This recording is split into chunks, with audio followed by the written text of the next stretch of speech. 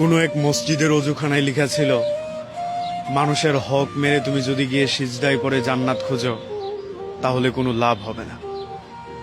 আমি লেখাটা দেখে হাসলাম এবং ভাবলাম, কত মানুষ মনে কষ্ট দিয়েছে, সেগুলো হিসেব করে যদি বদদুয়া দেই তাহলে হয়তো তাদের কপালে কোনোদিনও জান্নাত জুটবে না।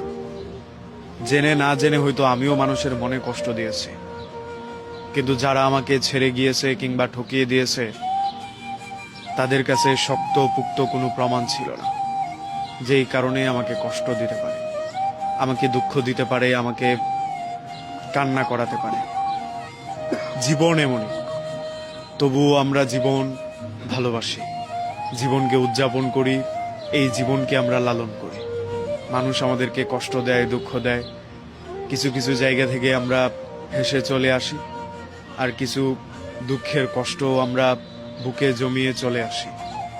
এই দুঃখগুলো আমরা পেয়ে থাকি খুব কাছের মানুষ থেকে, খুব নিকটের কারো কাছ থেকে।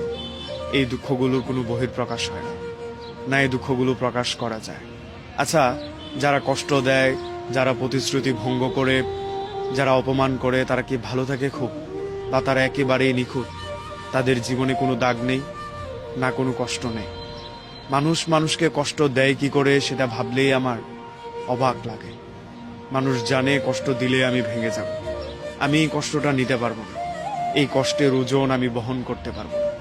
তবুও কি নিরবিচ্ছিন্নভাবে মানুষ আমাদেরকে কষ্ট দিয়ে যায়, এগুলো আমরাও সয়ে যাই, মেনে নেই, মানিয়ে নেই। বোধহয় এটাই জীবন। আসলেই তো এইভাবেই জীবন কাটাতে হয়। এইভাবে কাটাতে কাটাতেই এক সময় আমরা মৃত্যুর সাথে দেখা করে ফেলি। মৃত্যু আমাদেরকে পরপারে নিয়ে যায়, হিসেব হয়, তারপরে সব শেষ হয়ে যায়। এই শেষ হওয়া থেকেই আবার হয়তো নতুন কিছুর উৎপত্তি, নতুন কিছুর উদ্ভাবন। থাক, সব মানুষকে অভিশাপ দিলে বোধহয় নিজের জন্যও ভালো হবে না, কারণ আমিও তো অনেককেই কষ্ট দিয়েছি।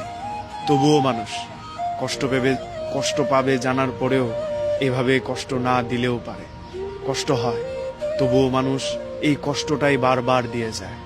তাই মানুষের প্রতি কোনো অভিযোগ না রেখে ক্ষমা করে দেওয়াটাই সবচেয়ে ভালো।